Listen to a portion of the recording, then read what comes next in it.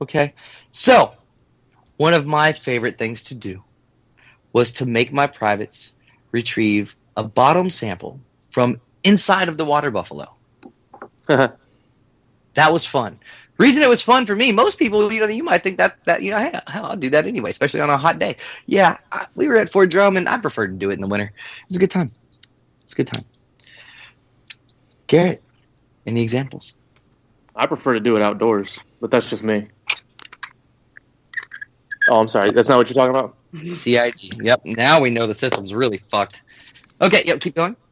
All right, so, man, I don't know. I never really had, like, soldiers per se under me. I always had, like, especially at drum and stuff when I was supply, I was given tasks and objectives to meet, and I was given soldiers to help me with that. But as far as, like, they give me a mission to do and I go get my soldiers and tell them what, never really had that.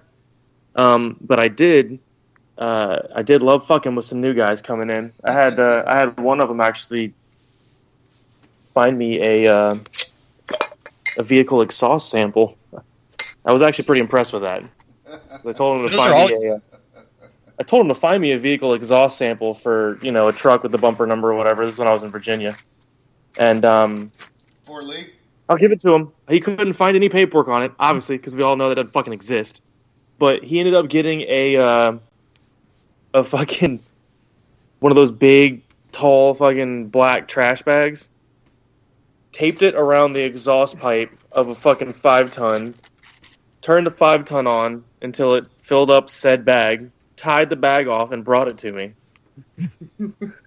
So I give him points for ingenuity.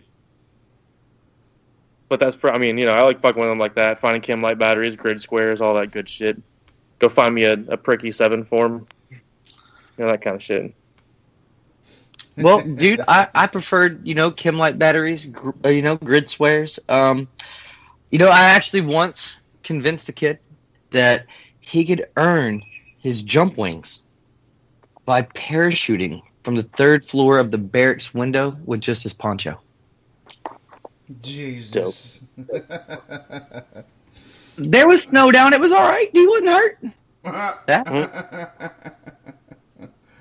Oh hell! Well, before I get into my fucking shit with my privates, let's hear from our sponsors real quick and go into a little song break. We'll be right back. The Magic Vape Shop. Come on in to the most extreme vape shop in the USA. The Magic Man will slam and mix all your vaping needs at prices you can't beat. With all the vape gear at your fingertips, the Magic Man will provide you with all your desires. See us on the web at themagicvapeshop.com. Let's get vaping. Yo, this is Jeff. This is Mark. I'm Mike. I'm Craig. This is Mick. We are Kings Hollow, and you're tuned into Dangerous Grounds Network. Yeah. Run by Special Ops veterans, putting people in war zones to work and working where others fear to tread. Each one of our products is manufactured in current or post-conflict areas. Your purchases fund women's education, demining efforts, and healing our veterans. High-quality products that make meaningful change for those less fortunate.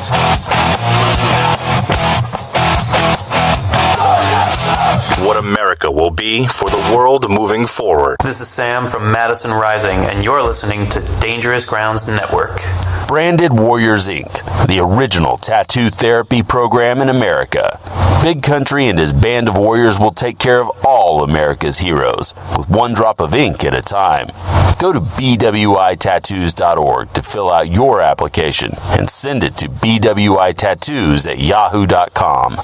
Then the power of the ink and BWI will heal your mind. Black Rose Tattoo Shop. Veteran Rand and Branded Warriors preferred tattoo shop. BlackRoseTattoo.com. All your tattoo needs. This is Rio of Madison Rising, and you're listening to Dangerous Grounds Network. Hey, you want a freedom boner or what? Listen now. What's up? This is AJ from Madison Rising, and you're listening to Dangerous Grounds Network. And we're going to put a little bit of freedom all up.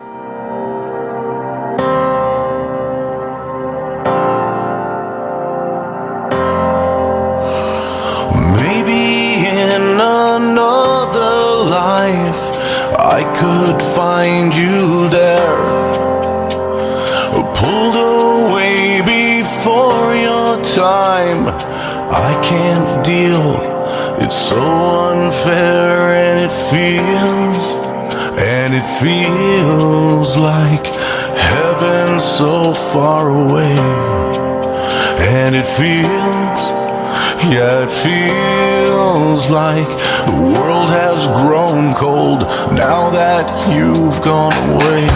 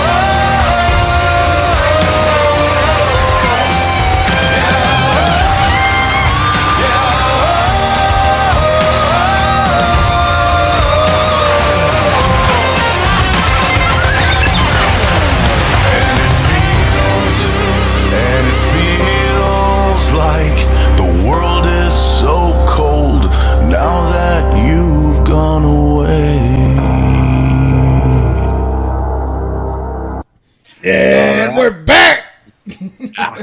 Damn. Back from the break. So we gotta jump right back in here.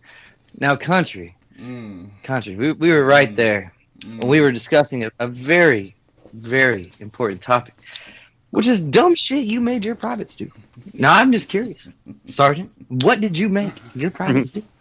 Well, let's see. Garrett already got the fucking exhaust sample. Mechanics. Gotta love the mechanics. Okay? So, I used to be a plumber before the military, of course. Commercial. I didn't do the nasty shit. I did the good shit, the big shit. And, of course. The pipes. Yeah. So, we got new mechanics coming in. And as a generator mechanic, we got fuel lines, just like, we do on vehicles and stuff. And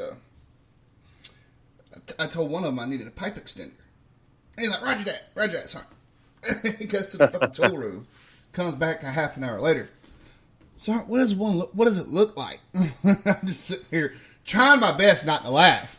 Because you figured the son of a bitch would have asked what it looked like before you even fucking left. Right? So I said, it's like it's round. You stick the pipe in it, and there's a red button on top. And you push it and it extends it. And the son of a bitch was out there for like a half an hour or more. I can't find it, Sergeant. I can't find it. And I said, dumbass, look, can you extend a piece of pipe? Try it. Here, just pull on it. Pull on as hard as you can. It's like, I don't understand, Sergeant. I'm like, Jesus Christ. You can't extend a piece of pipe without a coupling, dumbass. That's what the couplings are made for. And, of course, the always famous blinker fluid. Which they actually have a picture on, I think there's been pictures all over Facebook with actual blinker fluid. But we actually made a bottle and took a picture and labeled it blinker fluid. We actually kind of got in trouble.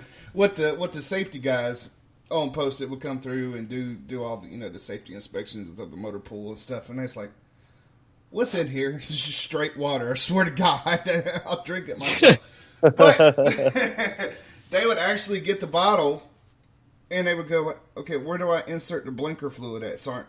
Well, where do you think the blinkers are at? It'd be funny to actually watch these guys actually unscrew the fucking spot where the bulbs are, and then pour the fucking water in there. Like, Jesus Christ, Lord have mercy. We did get busted one time by the motorcycle watching us do that shit. And he's like, you realize you really could fuck this guy up, right? And I was like, you realize that we're fucking dying laughing over here. I mean, he did think it was funny, but I mean, it just shows that some people just don't have common sense. Yeah. Lesson learned. Well, let's reverse this real quick, and I'm gonna tell you guys the dumbest shit a fucking soldier did and said to me. Right now, I was a newly promoted NCO, just getting back from Afghanistan. Still had that "I'm gonna fuck you up" look in my eye, and I had this kid come to me and he said, "Hey, Sergeant, I gotta go to the DMV." I said, "Roger, man, no big deal. How long do you think you're gonna need? Half day? DMV takes a while. What you got to do?" "Well, Sergeant, it's going to take me a little bit. I've got to re-register my car. I had to get new insurance. I had to do all this shit, blah, blah, blah." I'm like, all right. So, I didn't mind getting rid of him. He was kind of a shitbag anyway. So, dude disappears all day. COB formation comes out. I'm looking. I don't see this motherfucker. So I look down on one of my team leaders. I said, "Hey, man, I need you to call this guy real quick and see where the fuck he's at. Was he fucking off in his room? He fell asleep? What's up?" He said he had to go to DMV, man. It's on an all-day job. So he's like, "Roger, Sergeant, got it." So he calls him. This dumb motherfucker had driven all the way to New York City to the DMV because that's where he registered his car. And that's the DMV he thought that he needed to use, not the one on post. The one all the way in New York motherfucking City. Let me tell you, that right there turned into a cluster fuck. I got my ass ringed. And I stole his soul when he got back. But yeah, that was bad. And how far away was New York City from Fort Drum? Like 5 or 6 hours? About 6 hours, give or take.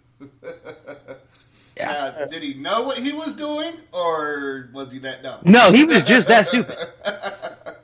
That was the second part. I was going to say, that'd be epic, just to get away from post for a day. I got to go to the DMV, but it's in New York City. Bro, when this kid gets back, right, every inch of me just wants to smoke him until I take his soul and he wants to just end it all just to make it better. And my platoon sergeant's like, no, we need to talk to him. We need to see what's going on. It might have been an issue. It just might have been a miscommunication. He might have had to get something from that DMV. Right. Maybe you just thought it was a DMV and you just wanted to say, fuck you, get out of here. And he's like, I don't blame you. So let's ask the soldier. Soldier gets back. Soldier, what made you go all the way to New York City? Well, Sergeant, I've been using that DMV since